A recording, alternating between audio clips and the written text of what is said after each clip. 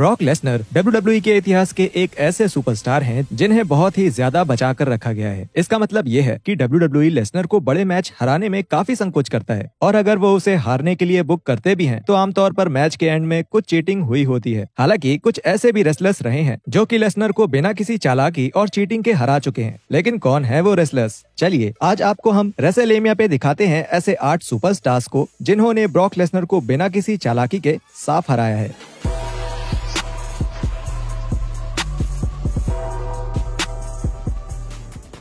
आप रोजाना wrestling videos देखने के लिए सब्सक्राइब करके नोटिफिकेशन बेल को दबाना मत भूलिएगा और एक्सक्लूसिव लिस्ट के लिए आप हमें फेसबुक पर भी फॉलो कर सकते हैं। Number 8, Drew McIntyre.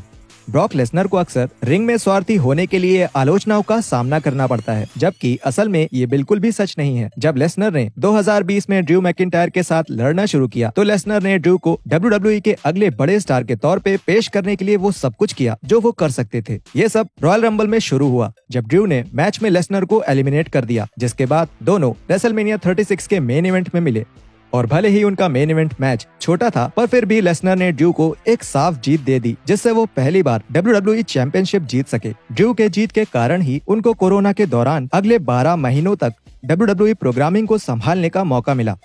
लेसनर के खिलाफ साफ जीत के बिना ये मुमकिन था कि फैंस ये सोच लेते कि मैकिंटायर एक अच्छे चैंपियन नहीं थे। Number 7, Seth Rollins. 2019 में ब्रॉक लेसनर और सेथ रॉलिंस के बीच कुल मिलाकर 2 पेपर-व्यू मैच हुए थे। पहली बार जब दोनों रेसलमेनिया 35 में मिले थे तो ये एक ऐसा मैच था जिसमें रॉलिंस जीत गए। इसे रॉलिंस की एक साफ जीत नहीं माना जाएगा क्योंकि उन्हें लेसनर को हराने के लिए लो ब्लो का इस्तेमाल करना पड़ा। हालांकि जब दोनों एक बार फिर समरस्लैम के मेन इवेंट में मिले तो चीजें बहुत अलग थी। दोनों ने इस मैच में अपनी पूरी जान लगा दी, जिसमें रॉलिंस ने लेसनर को हराने के लिए 3 कर्ब स्टॉम्प मारे और यूनिवर्सल टाइटल जीत लिया। इस बार ये एक साफ जीत थी। मैच की क्वालिटी और लेसनर की बढ़िया सेल वाली परफॉर्मेंस जिसने रॉलिंस को कंपनी के सबसे बड़े स्टार के तौर पे दिखाया, इन दोनों चीजों के लिए फैंस ने इस मैच की काफी ज्यादा तारीफें की। Number 6, Chris बेनवा। 2003 में WWE ने क्रिस बेनवा को एक मेन इवेंट लेवल का सुपरस्टार बनाने का मिशन शुरू कर दिया। WWE के रोस्टर में बड़े बेबी फेस रेसलर्स की कमी थी और उन्हें उम्मीद थी कि बेनवा आसानी से वो रोल पूरा कर सकते थे। बेनवा एक जाने माने खिलाड़ी थे और वो दुनिया के सबसे अच्छे रेसलर्स में से एक थे, जिसका मतलब है कि वो ऐसे शानदार पेपर व्यू मैचेस खेल सकते थे जो कि उस समय के रूथलेस एग्रेशन एरा के दर्शकों को काफी पसंद आते थे। बेनवा को सही मायनों में 2003 के सर्वाइवर सीरीज के दौरान आगे बढ़ाना शुरू किया गया। पेपर व्यू में team Lesnar versus team angle का ट्रेडिशनल सर्वाइवर सीरीज मैच दिखाया गया था और बेनवा टीम एंगल का एक अहम हिस्सा थे। ब्रॉक लेसनर उस समय WWE चैंपियन थे और भले ही उनका टाइटल दांव पर नहीं लगा था, फिर भी बेनवा ने मैच में शानदार खेल दिखाया। उन्होंने लेसनर को क्रॉसफेस में जकड़ लिया, जिसके कारण लेसनर को टैप आउट करना पड़ा। किसी ने भी ऐसा होगा नहीं सोचा था और इसे वहां मौजूद दर्शकों की तरफ से एक बड़ा पॉजिटिव रिएक्शन मिला। और जब बेनवा के नाम इस चैंपियन पर एक बड़ी सबमिशन जीत दर्ज हो गई थी, WWE ने लेसनर और बेनवा के बीच एक लड़ाई दिखाना शुरू किया, जिसने बेबी फेस के तौर पे बेनवा के जोश को दुनिया के सामने रखा। हालांकि बेनवा लेसनर के साथ इस मुकाबले में हार गए, लेकिन आगे जाकर 2004 में उन्होंने रॉयल रंबल जीता और फिर आखिरकार रेसलमेनिया 20 में मेन इवेंट में ट्रिपल एच से वर्ल्ड टाइटल जीत लिया। Number 5, triple H. इस बात में कोई शक नहीं कि ब्रॉक लेसनर का सबसे बदनाम मैच रेसलमेनिया 29 में ट्रिपल एच के साथ हुआ था।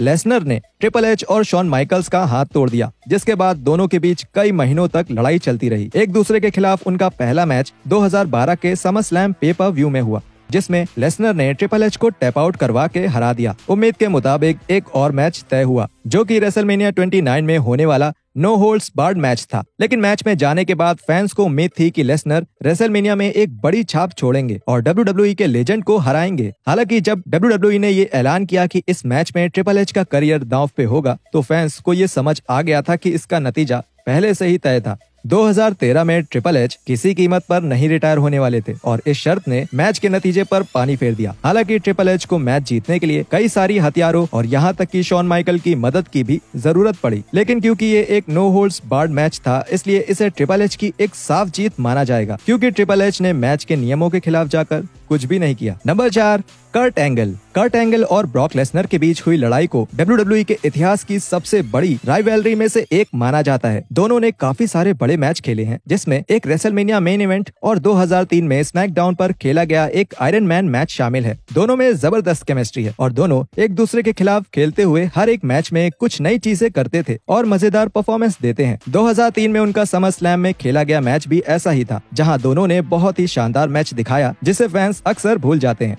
उनके समर स्लैम के मैच के लिए एंगल एक बेबी फेस थे, जबकि लेसनर एक हील थे। ये उनके रेसलमेनिया मेन इवेंट मैच से बिल्कुल उल्टा था, जिसने इसे और रोमांचक बना दिया। इस मैच के अंत में एंगल ने लेसनर को एंगल लॉक में जकड़कर टैप आउट करने पर मजबूर कर दिया और सबमिशन से एक बड़ी जीत हासिल की। एंगल की इस जीत के बाद वो ऑफिशियल तौर पर लेसनर को टैप आउट कराने वाले पहले WWE स्टार बन गए। नंबर 3, रोमन रेंस और ब्रॉक लेसनर के बीच कई पेपर व्यू मैच हुए हैं, जिसमें से कुछ फैंस को काफी ज्यादा पसंद आए हैं, जबकि उनमें से कुछ को ज्यादा अच्छा नहीं माना जाता है। रेसलमेनिया 31 में वो पहली बार आमने सामने आए। इस मैच को काफी वाहवाही मिली, क्योंकि ये बहुत ज्यादा मजेदार मेन इवेंट था और इसमें सेथ रॉलिंस ने अपने money in the bank contract का इस्तेमाल भी कर लिया था। उन दोनों के बीच और भी कई पेपर व्यू मैच हुए हैं, जिसमें रेसलमेनिया 34 में हुआ एक मेन इवेंट भी शामिल है, जिसे फैंस ने रेसलमेनिया के इतिहास में सबसे बुरे मेन इवेंट्स में से एक बताया। 2018 के समर स्लैम पेपर व्यू से पहले तक रेंस ने ब्रॉक लेसनर के ऊपर एक साफ जीत हासिल नहीं की थी, और हालांकि रेंस ने लेसनर को साफ पिन कर दिया था, फिर भी इस मैच का फैसला विवादों से भरा रहा, क्योंकि रेंस ने जब लेसनर को स्पेयर मारा तो लेसनर के हाथ में चेयर थी। स्पेयर मारते ही वो चेयर लेसनर के चेहरे पर गिर गई। इसका मतलब था कि लेसनर को अब वो चेयर खुद से हटानी थी, जिसके कारण उनका कंधा मैट से ऊपर उठ गया। फिर भी ये ऑफिशियल तौर पर रेंस के लिए एक साफ जीत थी। इसके बाद के सालों में उनकी दुश्मनी बनी रही और 2021 के क्राउन ज्वेल पेपर व्यू में एक बार फिर से दोनों आमने सामने आए। रेंस ने इस मैच में जीत हासिल की, लेकिन रेंस के नए हील अवतार के कारण हेड ऑफ द टेबल के लिए ये एक साफ जीत नहीं थी। Number 2, John Cena. 2012 में जब ब्रॉक लेसनर ने WWE में वापसी की, तो वो 2004 में WWE से बाहर जाने वाले लेसनर से पूरी तरह अलग थे।